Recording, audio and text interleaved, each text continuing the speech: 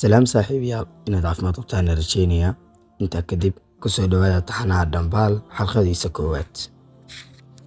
Dhammaanteen waxaynu dunida ku noolnahay inagoo hilmaamsan inayna sugayso amiin la inoo jaangooye oo mid kasta oo inaga mid ahay uu ku hooleeli doono noloshan, la meydhi doono, la kafani doono oo iilka la dhigi doono, dhagaxaanna dusha laga saari doono, ciidana lagu rogi doono, lagana dareeri doono ugu dambeyntii. Waxaa dadka ka mid a mid geeriyoon doona bishan, mid dhiman doona Ramadaanta soo socota ka hor, iyo mid waqtigiisu yahay sanad ama 2 sano kadib. Si kastaba ha noqotee, waa laga dareeri doonaa dunidan goor dhow iyo goortii ahaataba.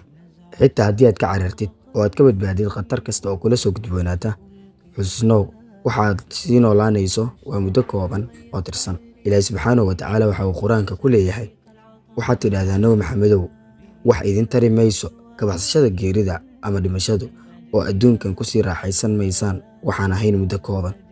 Xitaa haddii uu qofka in khatara ka soo gudbo kana soo badbaado, waxaa iman doonta khatar aanu dhanna u dhaafi doonin.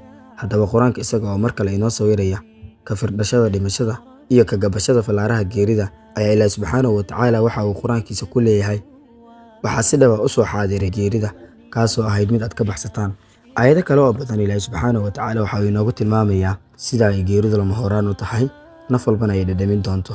Haddaba cimriga noole kasta waa uu xadidan yahay, weynow ama yarow, xanuunsanow ama badqab, waqtigii laguu qoray dhaafi maysid. Sidaa darteed, inta aad nooshahay samee camalo suuban oo Ilaahay subxaanahu wa tacaala raali gelinaya, si dhaba isugu xir Rabbi subxaanahu wa tacaala, kana faa'iidayso maalin kasta oo ku soo marta. Badi akhrinta qur-aanka kariimka ah inta lagu guda jiro bishan barakaysan ee Ramadaan. Salaam waraxmatullaahi wabarakaatuh.